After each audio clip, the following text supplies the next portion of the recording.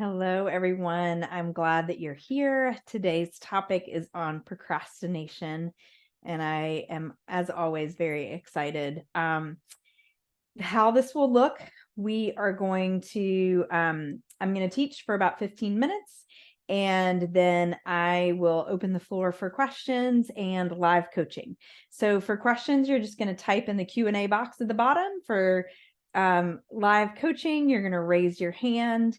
And if you like this work, if you like the exploration that we're doing, I invite you to go to my YouTube page. There is a Calendly link, and you can schedule a consultation with me. And we can kind of look at how this subject relates to your personal life and tools that you can use in life coaching to go forward. So let's dive into the subject of procrastination.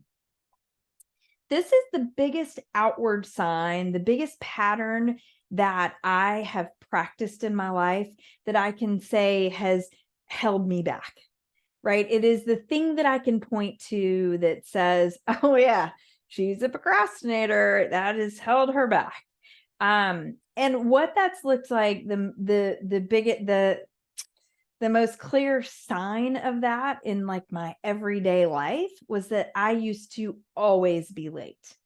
And it not only me, it was like a family thing. My whole family was late. I can remember very distinctly in college, my college roommate was visiting my hometown and my parents' best friends were there. So she was ready for whatever we were going to, and I was, of course, not.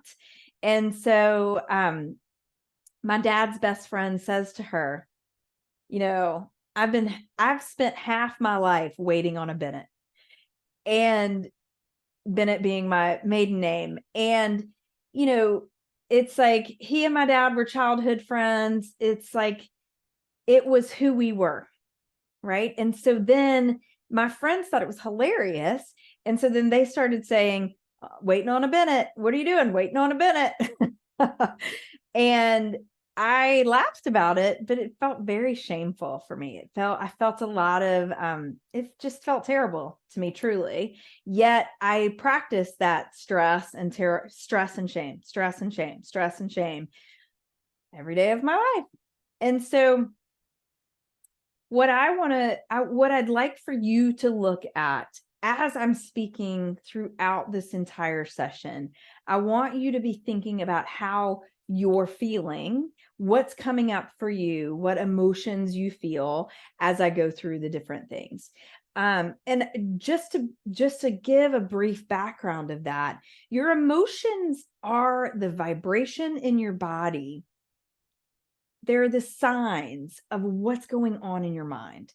There's like, if you think about you're on a road trip and you see the signs 110 miles to the next city, you know that you're going in the direction of that city. It's kind of like the arrows that are pointing that way.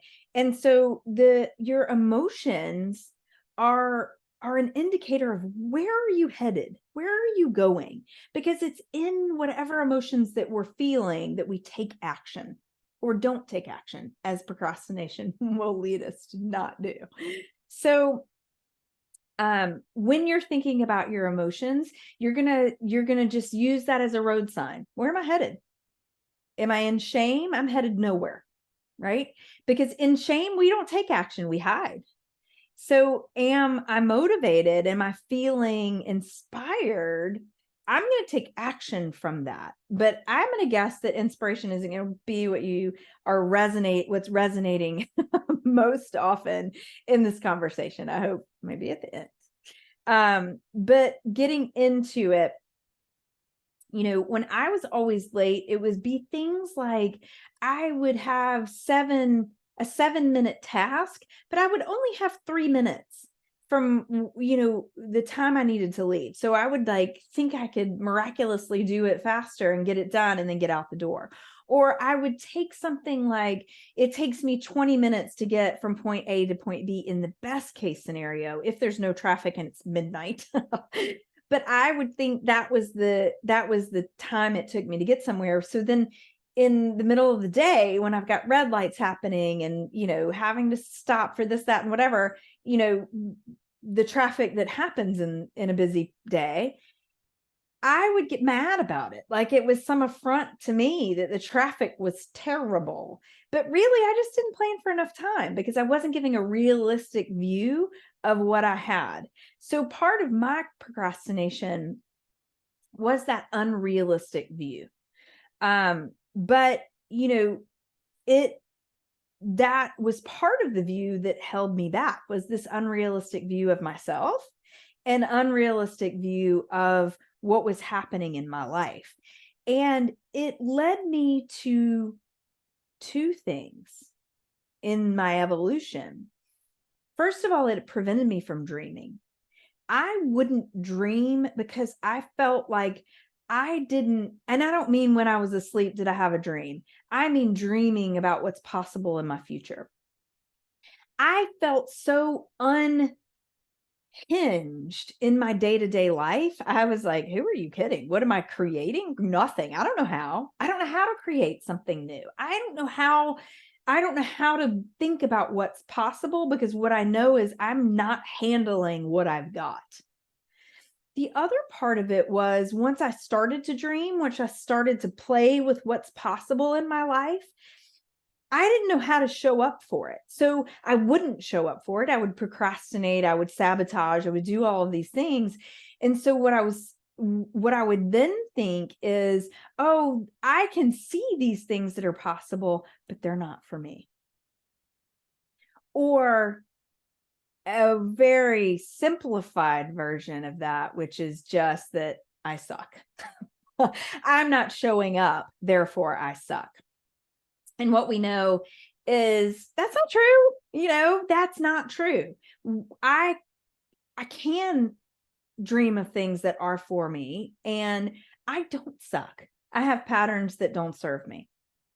So I want to talk to you a little bit about the different types of procrastination. And again, as I do, I want you to think about what emotion comes up for you. There's the avoidant procrastination, where you've got either fear of failure or fear of success. So either one feels very comfortable because you're either going to fail, or maybe you can't sustain the success. Maybe you don't know how to handle it. Maybe you don't know what to do with it, or where to kind of hang your hat on the success. There's the indecisive procrastination, where you think that you don't know how to make the decision. I'm worried that there's a right answer and a wrong answer, and I'm going to make the wrong answer. I'm going to make the wrong choice.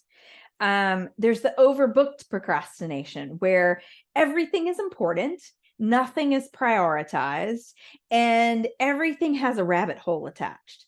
Oh, I'm going to do this thing. This is important. But then in order to do that, I got to do this. But then in order to do that, I got to do this. But before I can do that, I got to do this. So all of a sudden your to-do list that's 5 things long becomes 18 things long because of every rabbit hole attached. So all of a sudden you don't know what's important. You don't know what's first. You don't know what's a priority. Perfectionists. This is where you are going to do it. If you can't do it perfectly right, then you're going to do it wrong. And so you just don't do it. You're like, oh, I'm going to wait till it's perfect. I'm going to keep working on it till it's perfect. I'm going to, it's this perfectionist, this idea that there is a perfect and you're not there yet. And there's a lot of anxiety there. There's a lot of shame there, because you're like always worried that it's going to be less than perfect, and then ashamed because, spoiler alert, it is, right? Because we talked about this previously, that there is no perfect. There is no actual perfection. And then there are the thrill seekers. I think this is funny because I can't relate to this at all. But there are the people who like the adrenaline rush of pushing a deadline to the very end and then hauling buns to get it done. I personally hate that one. It's not why I procrastinate, because I don't enjoy stress. I don't actually enjoy adrenaline all that much. I like dopamine a lot better. So when you're thinking about all of these different types and all of the emotions that those bring up, underneath all of those things is a hole. Underneath all of those is where you're looking at yourself in a way where you're not enough, right? You're looking at the things that you're lacking, the ability to prioritize. I'm lacking the perfect answer. I'm lacking the correct decision. I'm lacking how I'm going to handle the fear, how I'm going to handle not doing it right or doing it right, and am I going to hang on to it? So in all of those, I'm either I'm not enough, I'm not correct, I'm not right, I'm not appropriate, I'm not adequate.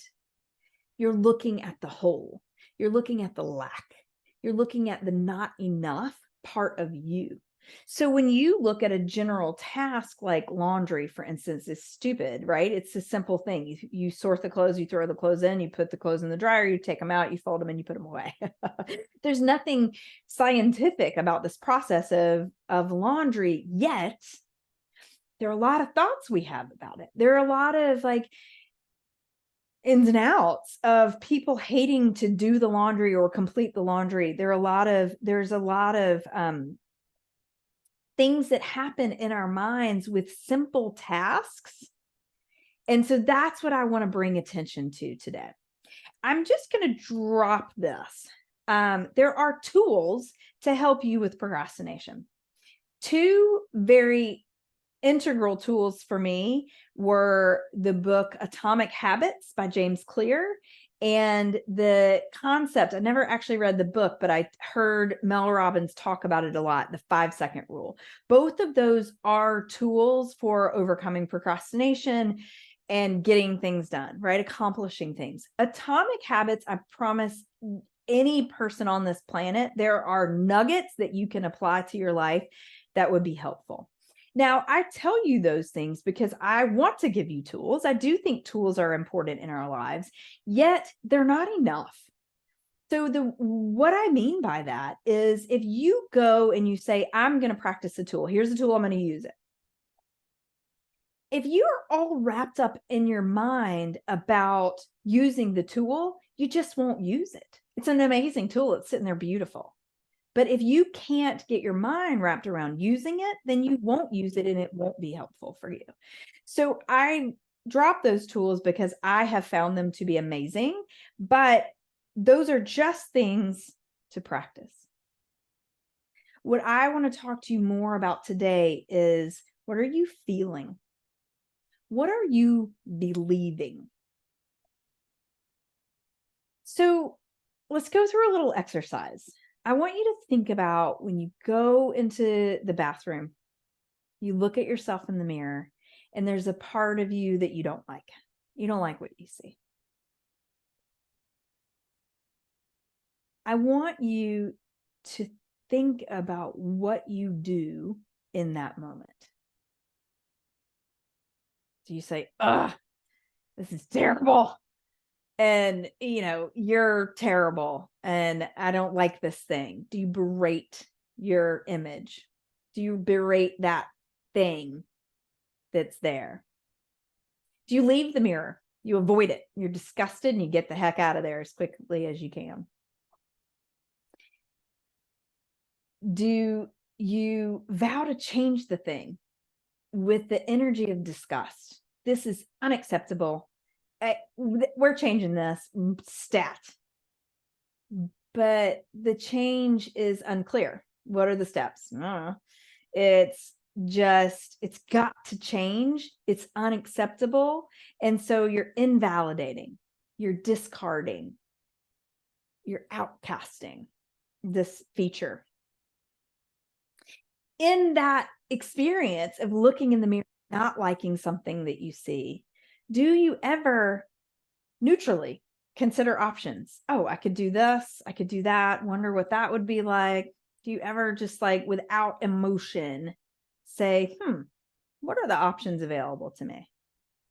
Do you ever connect with the part of you that has gotten you here? right? I don't know what your feature is that you don't like, but maybe, maybe for me recently, it's been skin issues. And I realized I haven't been eating as many vegetables. I've been eating some things that I know my body doesn't like, and it showed up in my skin. And so, it was like, am I connecting with the part of me that was kind of doing this little experiment? How would this stuff affect my body? And saying, yeah, this is how, these blemishes. Do you offer support or acceptance for what is right now? I don't like these blemishes. It's okay. It's just data, right? Even if you decide that change is what you want, are you able to love a little bit, or even just connect a little bit, or just like be okay without the disgust, the outcast, the avoidance, right? It's that connection. Now, you may be thinking, Missy, I hear you. That feels terrible. Yes, I'm doing all the terrible things. No, I'm not doing the connection things. What's your point? We're talking about procrastination here, not what I'm saying to myself in the mirror. But what I want to offer you is that the way you treat the person in the mirror is the way that you treat the person who's procrastinating. The way we develop a change in procrastination is developing a change in the way we relate to the person who is procrastinating. So when you're berating, when you're outcasting, when you're avoiding that person, you are not getting to know them. You're not increasing your understanding of what gets them there. You're not seeing them. You're just saying, I don't like you. I don't want to see you, actually. I think you're terrible. And what do we do when we feel like people think we're terrible? We hide, we avoid, we berate, right? We go the opposite of the way we want to go. It's usually what keeps us, those emotions are what keep us stuck. They're what keep us not moving. They're what keep us hidden. They're not what motivates us to change. Disgust has never successfully created positive change. It has not. You may say that, okay, weight loss is something that I coached for a long time. When I'm looking at people who get to that point where they're just like, oh, I'm done. I am done with this. And then in disgust, they take these they make these changes, but it's in this like, grind, grind, grind. And then at some point they're tired of grinding. They're tired of grinding. And that's when they lapse back into the behaviors that get them in the, oh, I can't take this anymore. Right. And so with shame and disgust, we never make loving, lasting changes that get us to the next section of our lives that we're excited about. We might make temporary changes that look better,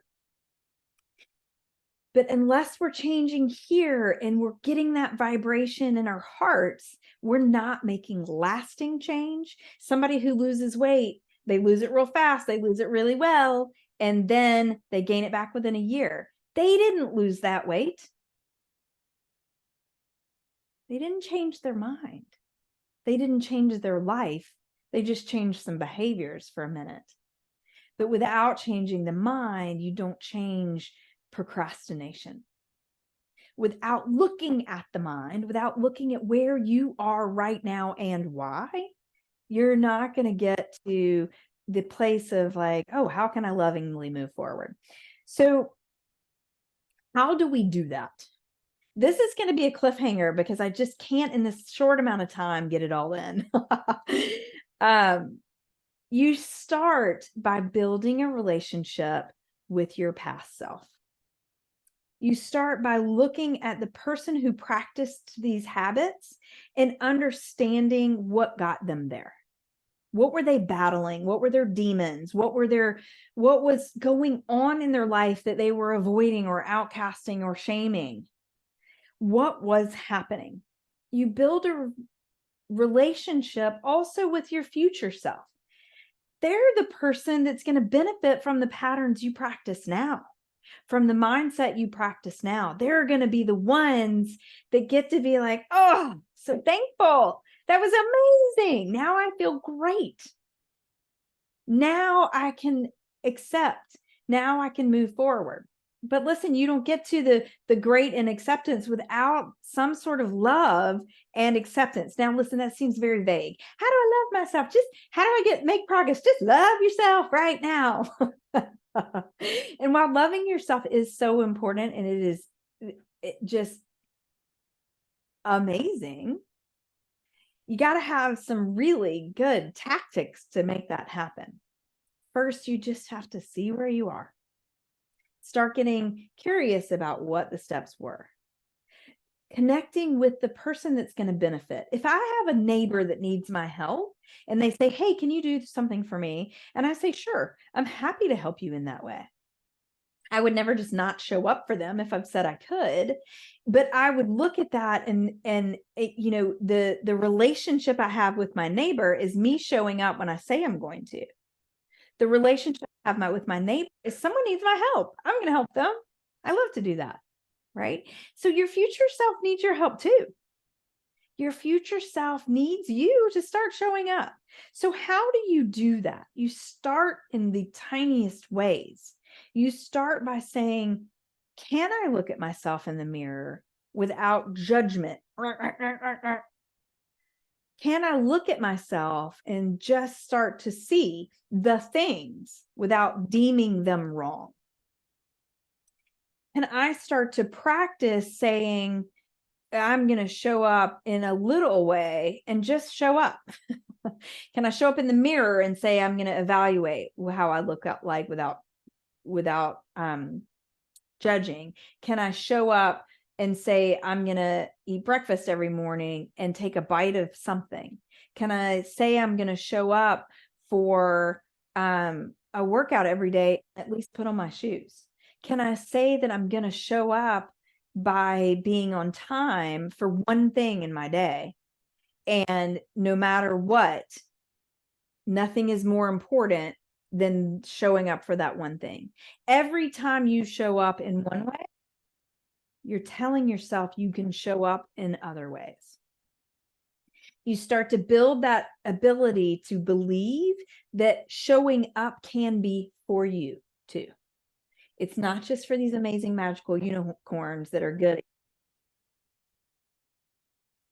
and is showing up for what you say you're going to show up for. So listen, this is the other part. Don't start with 8,000 things to show up for. Start showing up for just one thing, one day, every day for 1 week.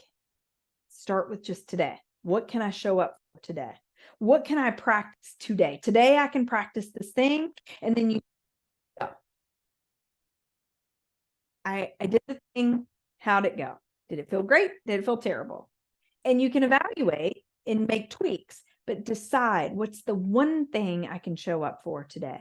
Start building that relationship with your future self, that when you start dreaming, when you start deciding these big things, you can show up.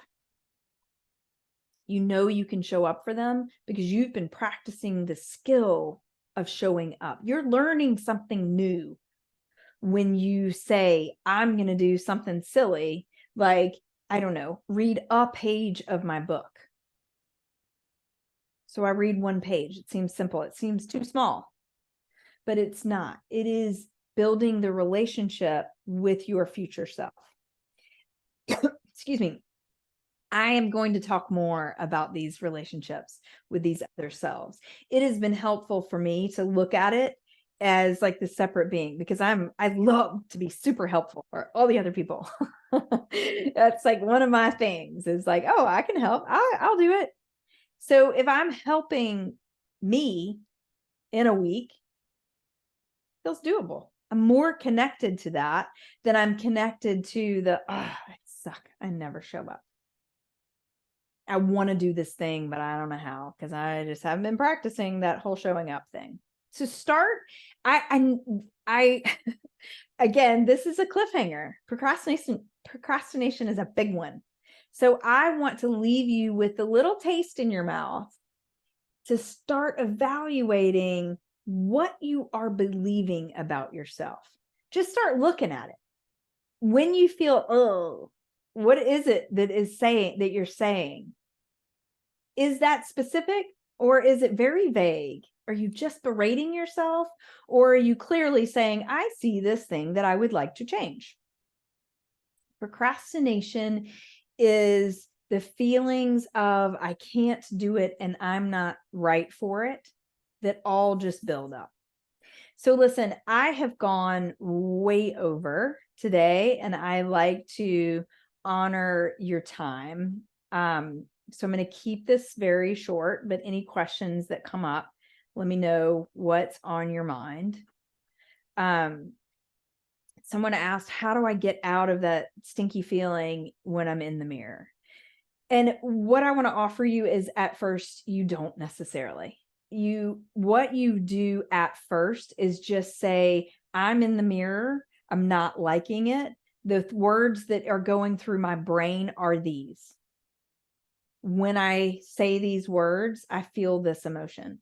I don't like what I see. This is terrible. How does it feel to be told that you're terrible? Pretty stinky.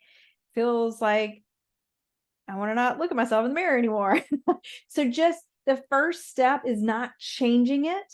The first step is saying, where am I? I feel terrible right now. What road am I on? Right? If I'm 200 miles from or 10 miles from terrible, because that's what I'm feeling right now, what am I thinking that's part of that? What am I believing about myself that's part of that? That's the first step. What other questions? Sorry, it's so quick. We have 1 minute left. I don't even understand the concept of future self. Thank you for that. That is very candid and very, very real. I'm going to talk more about that, and maybe I'll put that down tomorrow to develop that for next week. But the future self truly is just the person who benefits. She's the person, in my case, the person who benefits when I practice this pattern every day. So my future self is in a minute, or after the shower, or after, when I hit download on the record, my future self's going to be proud that I did something today, right? That I gave this presentation, that I showed up for it, that I was vulnerable to share my thoughts, right? So that's the future self in me is going to be in a minute, but it can be you in a year. Or that's hard for me to figure out, though. I don't know the me in a year. I can figure out me in 15 minutes, though. So start small. That was a lot to try to pack into a short amount of time, and I went a little over. I'm late. But thank you for being here. If this spurs any spark in you, go to that Calendly link in my YouTube profile and schedule some time. It's going to go directly to me, and I can't wait to work on this more deeply with you. The discovery call is free, and so we can just see what it looks like for you. Thank you so much for being here. Thank you for your attention. Thank you for your energy towards you. That is you taking care of your future self right now. Thank you so much.